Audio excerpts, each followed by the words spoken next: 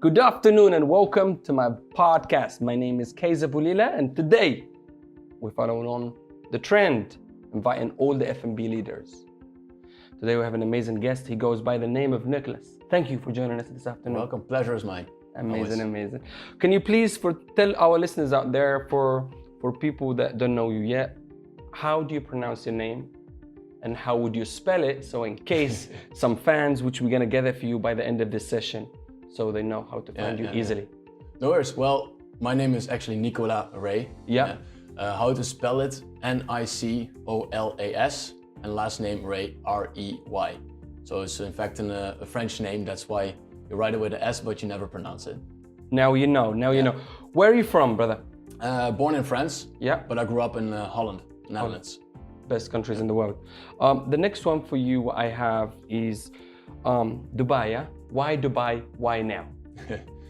I've seen the Burj Al Arab on the Discovery Channel when I was younger, and I always thought I have to go to Dubai. And then in 2010, I participated in the first Young Hotelier Summit in Switzerland, in the hotel school there in Lausanne. And I actually won the competition, so they invited me to come to Dubai.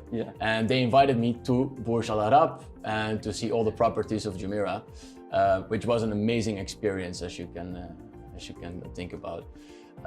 It was amazing. That's why I said I have to go back to Dubai at one point. And I got this opportunity 5 years ago that I came back to the UAE and eventually from Abu Dhabi moved to Dubai. Wow, the same here. Dubai, for me, I came in, I think 6 years ago and 7 years ago, I did a corporate job for 1 week and I left and I came back and did another job in the entertainment industry. Then I'm like, maybe, just maybe. And one day I made the jump, came here the 2nd of September. I say it again and again, 2015, and I've never looked back. I was based in London before. Dubai creates and offers so many opportunities beyond belief. The city is so tiny, but the amount of business, especially in the field that we are in the hospitality game, is phenomenal. Yeah, a lot of possibilities for everybody. All around the world. Too many possibilities. Okay, let's skip forward real quick to your professional space and where you are right now. As an F&B leader, what are your roles? What do you have to do? Do you have to prepare the menus? Do you have to think of the theme nights? Do you do the concept? Or are you just doing one specific job? What is, just tell the people that don't know, what is an F&B leader expectation from owners or roles? What do you do on a regular basis for you to be called as an F&B leader? To call as an F&B leader. Well, there's a big difference what I think nowadays, like F&B managers or managers working in the F&B industry and being called a leader. I think there's a very big difference.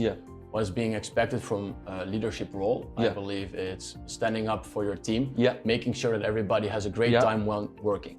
I honestly believe that if people are happy, they actually work harder and with a big smile on their face, and they will always make the guest happy and truly believe in the happiness of the guest in that way. Forcing them to work has never worked. And that was before the Dubai, of course, that was the trend. Nowadays, I believe that people actually want to work, and this is how we participate in this. Making sure everything goes smoothly is not only making sure that the schedule is well done, everything, or that the people are smiling. It's also about making sure the menu is well made, the drinks are well priced, and especially that the taste is amazing when you make the drinks. That's the most important. Very good, great. For me, so now we just look at a viewer from a high point of view. What is the difference on F&B space in another countries that you might have experienced in the past? Did you just do F&B here, or was you doing F&B before in another country? Was it any different between the styles or the way of service, or is it all the same? I've been working in a couple of countries now, continents actually. Like for example, Netherlands, I moved to America, San Francisco, Bangkok, and of course in the UAE. I think there's a very big difference in possibilities that we can do. For example, the way of investments are much usual here in this country than what you would have back in Europe or in America. Style of service is different, for example, in Bangkok than to the ones that you have in the Netherlands. For my feeling, the land of the smiles is actually the land of the smiles. Thailand, everybody is smiling because they're very open and very welcome to meet you. That's right. I think the only thing that would differ a lot is the way that, seen from a point of investment, then we'll have more standalone restaurants here, concepts that are being brought to Dubai in order to attract the crowds. As in, for example, in America or in Europe, you would have the nice restaurants that are more built on themselves and make a name for themselves. Like standalone here, there's a lot of franchises. There is a lot of things that happen in Europe and they become very, very successful, or in the US. And the conceptors and F&B consultants, they go and buy these concepts and they come and sell them here in the UAE. And I mean, they come with a brand, they come with a name. Let me dig deeper in that one and let me unlock some more levels there. Do you prefer standalone restaurants that they develop their own identity? Or do you don't mind them to the hoteliers space because they have, you go in a hotel, there is 5 or 6 outlets. Does that make sense? 5 or 6 outlets. And sometimes they all don't have a specific identity. They are watered down. What works for you? Like you find a restaurant in the corner in West London that is so authentic, so full of character, or do you prefer the luxury stuff and is maybe watered down a little bit? I actually worked 5 years for a concept and for a chain restaurant, which was franchised throughout the UAE. You might know them from the great cocktails and the salsa dancing. Cannot pronounce the name here maybe, but for the past 5 years I worked for them around the globe. And if you see it here, yes, it is a good thing when you start a franchise. You do have the brand standards, you have the way of servicing, you have your products, and you have a way of presenting this to the public. So it comes with a bigger budget regarding marketing, for example. But it's already, the path has already been made, has already been set. I think if you would have a standalone that is making a name for itself, it would have a little bit more power in the end, because you would do it from yourself. You put your identity inside of this concept. For example, now UBK, where I'm working, it's part of the hotel, but we treat it as an outsourced, as a separate standalone restaurant. Why? Because in traditional hotels, we are very much focused on, for example, on the percentages instead of on bottom line and top line. And I think there's more possibilities to do more of the crazy stunts or crazy promotions when you work for a standalone. You kind of that gives you a lot of freedoms and everything is more focused, because if you're going into marketing and budgeting and all of that stuff, what you have, like sometimes they say, here we go, it's a 500,000 dirham to spend in the whole hotel marketing for a whole year. That's like the hotel rooms, all the 6 outlets, or you have 250,000 dirham to spend in one outlet, and you can literally just budget it well and focus it well. And you always you have so much freedom and so much laser focused on that outlet. It's part of a bigger organization, and I've seen it quite often actually, to turn some outlets and give them their own general manager, their own F&B person to focus on them, so we can push them like standalone. Because I feel like always standalone will win, depends on budgets, because you can laser focus on everything. Look, you can laser focus on the menu or ladies night or this or this or this, but within a hotel, etc., there's 5 or 6 outlets.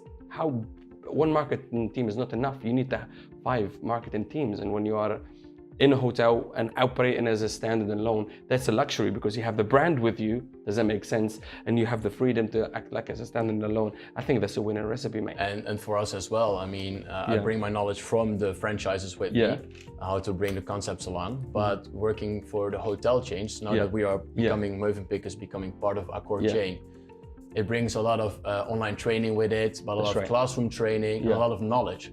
So when working as working as a standalone, or acting as a standalone, I should say, within an existing hotel chain, gives you a lot of opportunities for training, but also marketing goes over the borders. I mean, look at the database. I could never get that big database by myself as a restaurant, but being part of the chain gives me a lot of extra push. Khalas, you are part of a winning recipe, you're already winning. So what's gonna happen from here and what's already happened for you is a success, is an amazing success story. So let's skip forward. What do you like about your current restaurant? What I like about one the thing or restaurants. several things that you landed into and you say, this place is already amazing. What challenges, did you have any challenges to take it a step further with the current team? What do you like? What the thing that made you say yes to the job? Here we go, that's the question. That's a very good question actually. Yeah. The one and only thing I can say about that is about what I answered before, the difference between having a manager or a leader. That I believe I have a very great leader within our hotel. And he gives the freedom to us to do what we think is best and acting as a standalone and fully supports us. Amazing, amazing, I think this is the number one thing. And that translates also in how I treat my businesses and how I go along with my team. As in full empowerment for all the decisions that you're taking and to make sure that people are held responsible as well if it doesn't go the way that you want it to go. Khalas, you share it right there and now. What do you do on a regular to make your current business stand out? Because as we know, the hospitality and the restaurant game here in the UAE is very noisy. There's too many restaurants, too many outlets, too many bars, too much of everything. Does that make sense? What do you do that makes you stand out from the crowd? Well, now that on what you're saying that there are so many restaurants extra in Dubai. Every day there are what? Countless of restaurants starting here. Yes. So you have to make sure that people are talking about you every day. Day in, day out. We believe that it's not only going to a bar or to a restaurant is the thing, you have to have an experience. Even if you're there as a regular guest coming every day. That's why now actually we started some unique features within our concept. So now, for example, we installed a karaoke booth. We have the one and only unique PlayStation booth as well. I've seen that. And it's quite cool. We have a lot of games there for you to play. And now, for example, now that we have the summer tent, which we made into like an indoor garden, we actually installed a little beach area. So we have the one and only beach club in JLT, as we like to joke about. But it's these things. People come every day, they experience new things, and then you keep them entertained. And people can keep themselves entertained, and that's the most important there. I mean, I've seen, you showed me the pictures earlier, and I actually seen it on Instagram the other day, and I didn't relate to it. It's part of the venue, and I'm like, now I'm looking at it again, and you explain it. It looks pretty cool, man. Well done. That's a good one. That's a good one. That's gonna even add to the authenticity and what you have going for your venue. For sure. The team. Let's talk about your team. My team. And how do you keep your team motivated? How do you keep them focused? How do you keep them turning up every day and showing up for work and actually want to work and want to be part of the movement that you have created?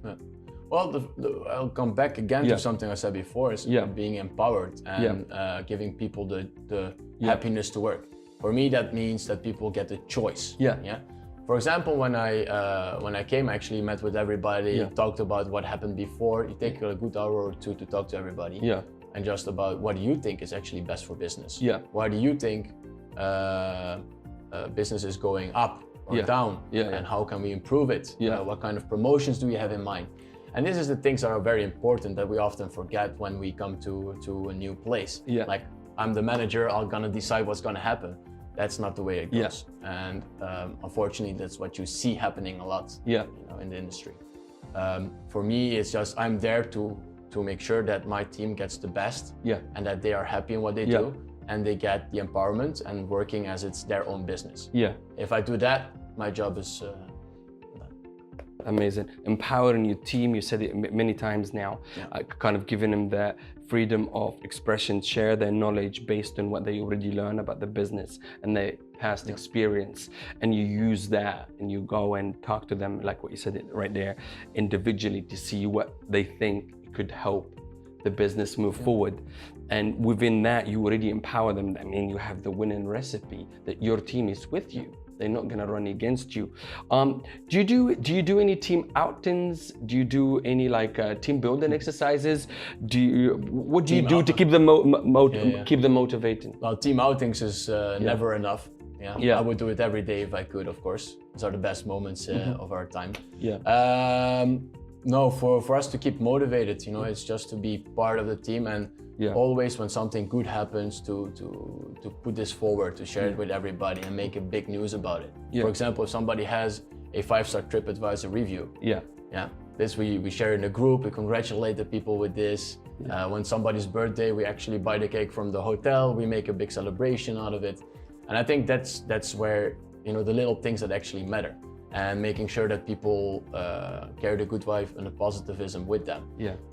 If somebody, for example, sells a very expensive bottle of wine or of spirits, and we put the guy on the WhatsApp on a pedestal and say, man, you did an amazing job. And the next day, actually, our F&B director or the hotel manager would come as well and congratulate the person. And it's all about the personal touch. You have our general manager who goes personally to somebody to congratulate them with their birthday. Amazing. And that doesn't happen everywhere. But you know, also to keep them motivated and happy. You know, the days off are a holy thing in here. You know, you work hard, your day off is your day off. I believe in, for example, not to do overtime when it's not necessary. Keep the maximum amount of hours. Giving the weekend days as they're supposed to. And I also give the freedom to have the team to not fully decide about their schedule, but to tell us when they would like to have a day off. And they have to plan as well. They learn about this as well, how to plan business. So they know how many people you need. In the morning, afternoon, in the evening. And that's how they relate to our job and then support us as well. I got my man. Listen, it's very important. It sounds like you have a very healthy recipe within the business model that you are running, and it shows. I came there a couple of times, and the atmosphere, the vibe is great. And like what you said, you have created an experience with all these cool things that you created. I saw the PlayStation thing. I was so excited about the pool tables at the back. So you literally, there is in the terrace, and there's the bar. There is so many hidden places that within one place, and now you have the beach thing. I'm like, you topped it off, my man. You'll be surprised how much I'm a fan of the place already. Okay, let's skip forward again. It's another topic about entertainment. Very important, entertainment. Why? Is it really worth the investment and all the money that you spend? Because really, like, you have several gimmicks, several cool things happening within your venue. You can just do a playlist and play it, and people's gonna be happy. Do you need to really hire a DJ? Do you really need to have a band? Do you really need to have any entertainment extra cost? Does it really return back the investment? I would compare it more to if you go, for example, if you go to the opera, and you're gonna look at a piece of opera and people start singing in front of you. It's an experience. But you can also put on a CD at home and listen to it. That's the biggest difference. So putting on a background music, I compare that to putting on a CD back home. And going to the opera is us putting on the entertainment. Don't get me wrong, we're not having any opera singers in UBK. No, but this is the most important. It's the whole experience that you build around it. You're in a surrounding, the atmosphere, the ambience, the people around you, and you all share one thing: is having this love for live music. And I think everybody gets triggered from live music. If you put on a CD, people will not start wiggling their head. I got you. You have somebody singing, even if they don't see the singer, you feel it. And people, you see them all moving their heads, sometimes snapping their fingers like this, and that's an amazing view to see. Wow. The way you put it down, it's kind of, I got it. You just went through, I thought you had some opera stuff happening over there. And I was like, okay, I haven't seen, I was not involved. Karaoke, opera, I got everything. I'm gonna dig deep. I'm gonna dig deep right there. Entertainment. How do you go on choosing the right entertainment? And is really entertainment as important as the menu? Do you separate the nights? You say, this night I'm gonna hire this live band, they're gonna do this specific music? Or do you do a generic thing? How do you differentiate? When do you put what and when? Is Tuesday the night for the DJ? Is Friday brunch, you need live music?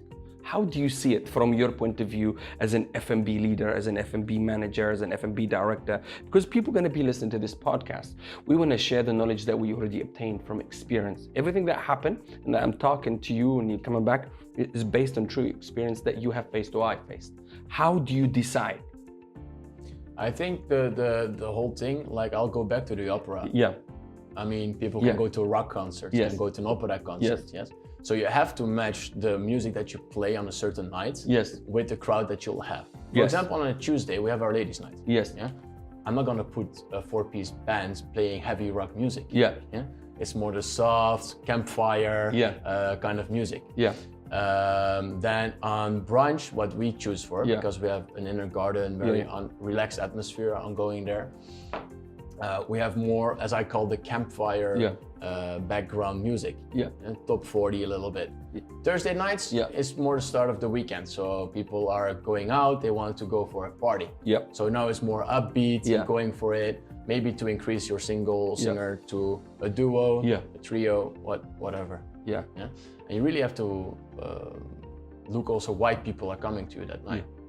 We have the what I call a fortunate blessing that people come to us to enjoy their time and to meet with their friends, discuss a little bit, but also people just sitting at the bar, just having a drink by themselves that are maybe on business or family have left for the vacations and they're still here for work.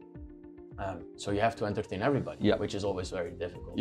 That's why we do it more general on the more quiet days, and then on the Thursdays we can rock it up. The way you explained it, it breaks it down, and I hope our listeners understand what you just unlocked right there. So basically, you kind of treat every night like a different event for a different type of crowd. If people mix in, come in on a Thursday and a Tuesday, and they at least came into a different experience, they still come to the same venue, the same members of staff, the same love and respect and the good service, and with an F&B service and the drinks that are available for them, but they come to a different experience. Exactly. Every single day, different experience. Oh my God. So that means that really the music, choosing the right music, as you mentioned it there, correct me if I'm wrong, is important as the menu. Maybe a bit more as well. I mean, the menu, well, okay, I have to watch out for some listeners here. Okay. No, of course, the menu, people go for a restaurant to eat, but you can have a magnificent menu, the best chef in the world to prepare it for you, you know. But if you don't have the ambience, if it doesn't match, why would you start doing it? So I think the music is one of the most important aspects of the thing. Same as the lights, for example. Lights and music make a lot of difference and get underestimated a lot. Creates the mood. A lot. Exactly. Wow. Entertainment. I mean, I'm always going to be in business, so that's good because that's my forte, that's my background. I'm very happy. Thank you very much. Let's skip forward again. Going back now we have the right service, the right venue, so many cool things in the venue. The team is great. Everything is perfect. Everything is 10 out of 10. How do you go on about promoting this thing? Do you do the social media? Do you do PR? Do you use promoters? Do you use those coupon things, entertainers and all of that stuff? Or do you, of course, word of mouth is already going to happen because I think the service is great already. Does that make sense? But if you want to, fill up a ladies' night, how do you promote that? Well, exactly like nowadays, everybody's doing kind of the same things. Everybody has a brunch. Everybody has a ladies' night. Happy hours are happening almost everywhere. If not everywhere. So you have to differentiate yourself. How to promote? I think word of mouth, what you said, that's the best thing, of course, right? But nowadays, the word of mouth is also happening through text. So somebody takes a picture of a glass or of a dish, the entertainment, when they're recording it together. Going through your social media channels like that, that's the utmost importance. And how you go through that, if it's, I call it from you, a personal experience, if you're there and you tweet something or you post something on Instagram, or it's about the artist that's performing. We all work together with the artist, so I'm not only having them to play, they're also contributing to our success. 100%. Our success is their success as 100%. well. So whenever they're coming, saying like, hey, I'm going to UBK, a little post on Instagram. When they're here to post something that they're actually playing. And afterwards, of course, reposting that. Next to that, we work, of course, together with a PR agency. We cannot go without anymore. And they help us to focus sometimes on different events. Like, for example, I would think one event was very important. They would tell me, well, wait, maybe next week there's a better day to concentrate because there are less events in town. So they help you they guide you basically. That's a very nice thing from their side as well. Maybe some innovative ideas that they have to promote. And what I'm very happy with nowadays, we have a program called UBK Ambassadors, which we have influencers that are now our official ambassadors. So they can come a couple of times per month to enjoy our services and enjoy the experience, call it like that. And in return, they will post a couple of posts on the stories and also on their Instagram profile. So that's how we work together. Very good. So you have a marketing team, in-house marketing team, or do you outsource that to an agency outside? No, we have an in-house marketing team. That's one of the benefits that we have in the hotel. Yes. Yeah. So we don't have to reach very far in order to have a result. You know, it's just next to my office. So I just walk in and we discuss about something and we come with a result. Yeah. If you would have a marketing team outsourced for us, you know, for some businesses, it works very well. But for us, it's too far away. You know, 2 or 3 days to get a reply to make a flyer for a simple event. No, that's not the case. You need quick response. You need quick response. Have you worked with promoters before? Do they work or are they outdated? Promoters. I've worked with promoters before for another venue. This was to attract a larger crowd on a day that we didn't have any business. And this was sort of a new concept that we launched at that time. It was called the Coco Loco. That we launched before in our hotel that I worked. And it was quite fun. I mean, we had a new crowd coming in. It was a new experience, people dancing more than before. And it actually, it worked out, yes. So I think for single events that you actually want to attract a bigger crowd, it would be a very good one. But doing it every Monday and Tuesday, for example, with the same crowd, I think if you do it for a little while, afterwards the crowd actually becomes your guest and not of the promoter anymore. So I think you actually take it over. And then this is my way of doing it. Really, it works. It works in a short run and a long run if you view it from a smart point of view. And now let's unlock what you just said there. The way you market in your business and the way you guys are successful, of course, the main focus is word of mouth, providing good service, people talking about you, etc., etc. You have an in-house marketing team, and within that, you created your own ambassadors, aka influencers, which they keep in the communication on the social media alive. Because right now, I believe almost 80% of marketing is happening over the digital space. Sure. Especially now, of course, we have Facebook ads and Instagram ads are the strongest. We have YouTube ads, and then we have all of these chat bots through text messaging, and even Instagram. Now, Instagram, they haven't unlocked the IP yet, so they have a lot of messaging that happens through Facebook Messenger, and of course, you must have an email list and all of that good stuff. Use promoters. So yeah, there's a lot of keys for you to run a successful business too. But most of us are doing the same thing. But the ones that focus and laser targeting their people and talking and giving a good service to their actual clients, the ones that are going to win. I think the ones that put the guest first. Guest first must be there for sure. But I think the one of the most important, reaching out to a crowd that you don't know yet is the social media. But reaching out to the crowd that you have and that you want to come back, that's definitely your team and yourself. Because you're gonna be there talking to the guest. So visibility is utmost important. We have an amazing in-house art manager who actually makes all of our artwork. This guy is brilliant. But he makes all the flyers that we have, so we make sure that they are promoted everywhere on the tables, from the menus we actually promoting our events. Everywhere in the venue you can see it. But not overloading it. Not overload. Don't overdo it. Exactly. And then the team to talk to the guest about all the promotions. Amazing. Amazing. Good. That's all good stuff right there. So let's just talk about going back to that step backward, but to go forward really. What is the most successful promotion you run in the current venue that it's really working and is sticking over and you're very happy with? Current promotion I'm very happy with is, for example, our all-day happy hour. So we're opening at noon and closing at 2 during the week and 3 in the weekends. And we're running the happy hour from open till close. This is for the summer months.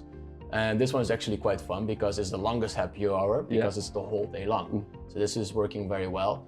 And I think a special promotion that we do is for the ladies' night. Very good. Also an own experience. And we've noticed that the ladies actually like to come to our venue because of, well, of course, the amazing food and the drinks that you get. But especially for the entertainment, and they can just come with their friends and just enjoy. You have a lot of the ladies' night in town that the lady doesn't really feel comfortable sitting there because they, how can I say this subtly, get chased. Yes. So for us, they really have a place that is safe where they can enjoy. I think this one is actually working and actually gets us a lot of revenue as well from the ladies themselves. So, amazing. It's not all discount and it's not all of these things. You bring in people that want to come to your venue and want to spend money. You know, the offers that we put out there brings them back too, but they come to your venue for the right reasons. The first thing is the experience and feeling welcome and feeling at home. Yes. And safe. And that's most important for everybody, basically. Yeah. Okay, well, we're gonna unlock another question within that question. That was with your current business. I'm just talking about now. I'm gonna skip into your kind of career over the last 5 years, 6 years, 7 years. What is the coolest promotion or event that you created or was involved in that, like, remember, oh my God, that was a dope event? One of them was in my previous place. For example, it was called Bring a Lime, Don't Pay a Dime. You could basically bring a lime, big or small. Really? And then exchange it for a free Mai Tai. It was so popular that within 2 hours, all the rum was out. No more juice, no more rum.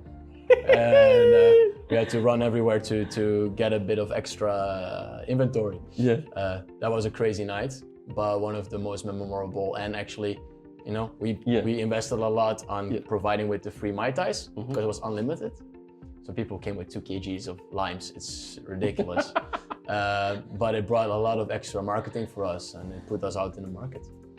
That's a good one, bro. That was amazing. Listen, I'm gonna have to cut this bit out of the podcast because I'm gonna use that next. Cool. Oh my God, there's so many things, so many nuggets we can put out of that podcast and put them out there. Hopefully share some of our knowledge from our personal experiences, and people will use that right now and just, it will add value to them, inshallah. Okay, now we're gonna skip into some funny stuff. What is the funniest thing to happen to you all over your professional career? Funny, you gotta give me one thing. Well, as I told you one time, you know, I used to live in Amsterdam, and there's a lot of funny things happening there, of course. But no, if I look back, which was a shameful moment as well, it was when I was 15 and I worked at a wedding, and I was carrying a big tray full of drinks. Okay. So there was red wine, white wine, orange juice, Coca-Cola, everything.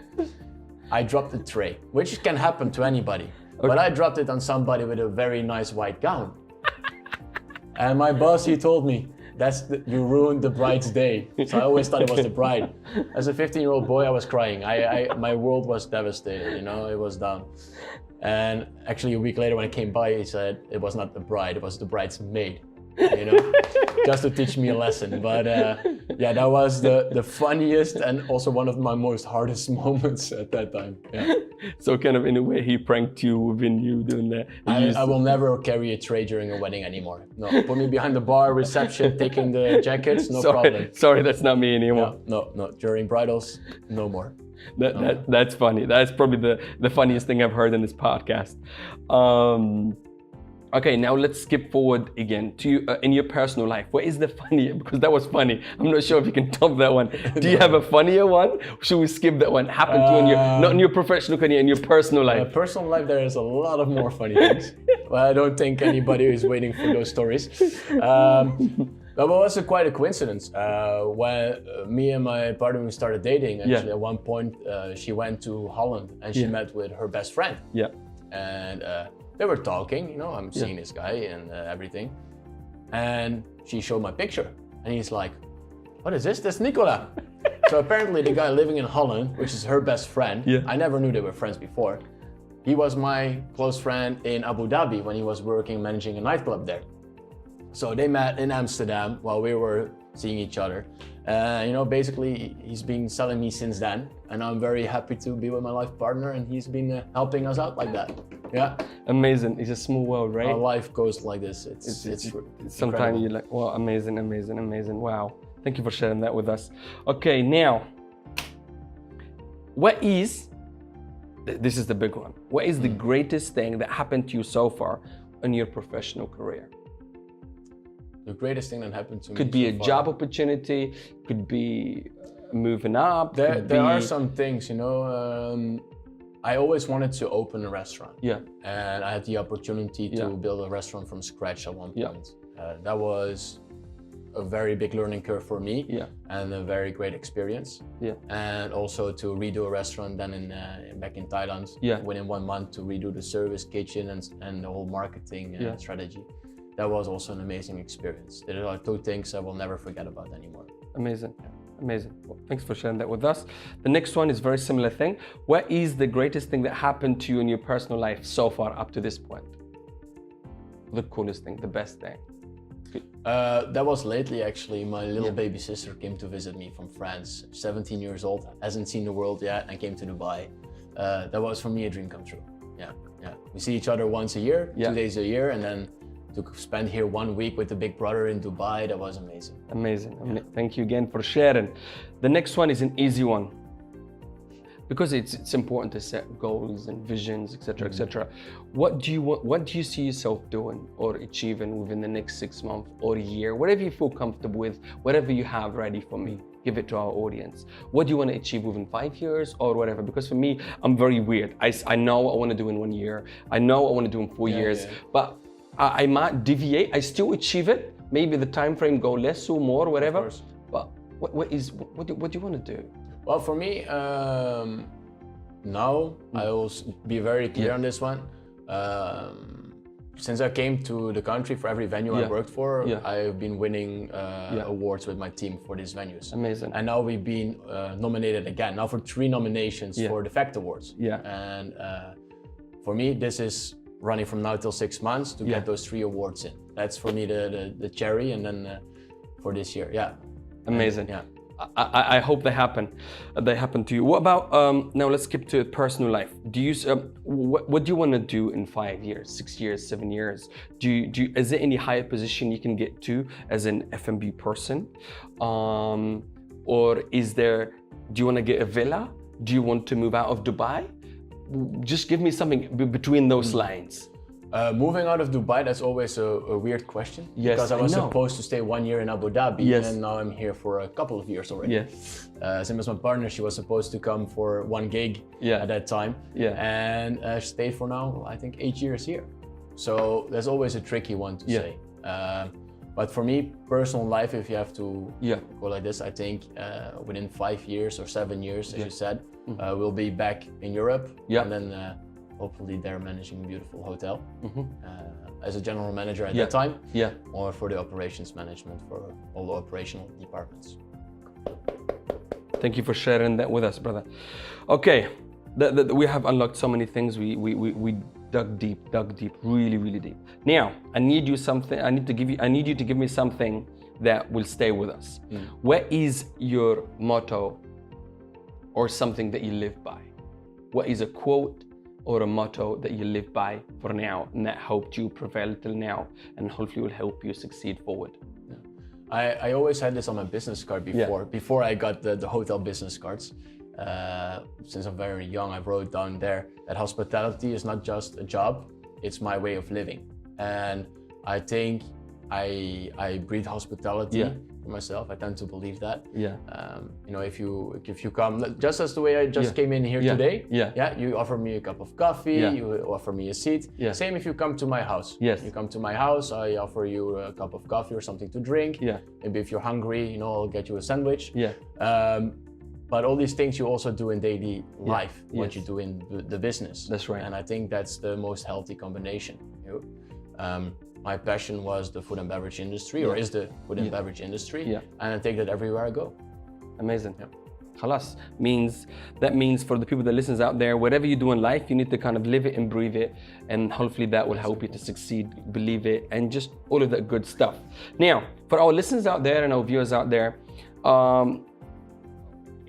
maybe there is a couple of people out there that want to achieve the same success as you did within the hospitality industry. What can you give them? How should they go on about to maybe achieving some of the success that you have? And how did you get there? What advice you give it to our listeners out there? Well, I would say a couple of things, but mainly never to lose faith in yourself. Always believe in yourself. And although you have a future path ahead and that you know where you're gonna end up or want to end up, the path is not always straight. It may deviate, but eventually you reach your goal. And if it's maybe not the goal that you reach at that time, as long as you're happy with what you're doing and that you're having fun and that you appreciate what's going on around you and others around you, then it's the most important there. I think if you put any effort into something, you will succeed. You will succeed. always put effort and you will succeed. Khalas, you heard it first. You heard it now. We repeat it and we will put it online for you all over the socials so you can hear it back. Nicolas, you have been a wonderful guest. Thank you. Wonderful host. Thank you for coming to my podcast. You kept me aligned. It was educational for me too. So thank you. Thank you very much. Thank you, brother. Khalas. Hey, what's up? Kayzar here. Listen to my podcast, learn the truth behind business and marketing. Basically being an entrepreneur on the following platforms.